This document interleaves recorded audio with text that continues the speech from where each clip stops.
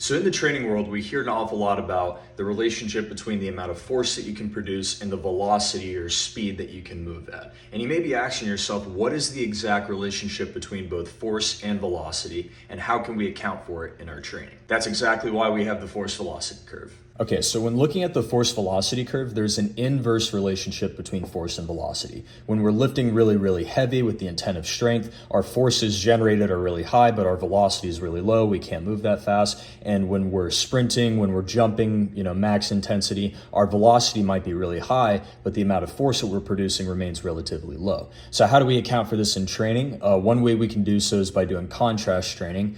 So here we're taking 3 different movements: a heavy compound movement, like a hex bar deadlift. This will count as our strength movement. A loaded plyometric, like a broad jump with a vest. This will count as our power or speed strength movement. And then the last one is an accelerated movement, focus on max velocity. So here, focused on the posterior chain, we would do some sort of overspeed sprint. This is one way to work along the force velocity curve. So another way to work along the force velocity curve is also through your programming. So say you wanted to program a couple of different blocks for each major phase on the force velocity curve. Let's leave out strength, speed, and speed strength. Let's just use max strength, peak power, and peak velocity.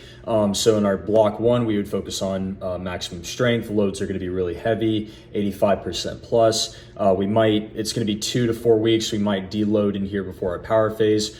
Power phase, we're going to be working with lighter loads, 40 to 65%, working as fast as we possibly can, as explosively as we can.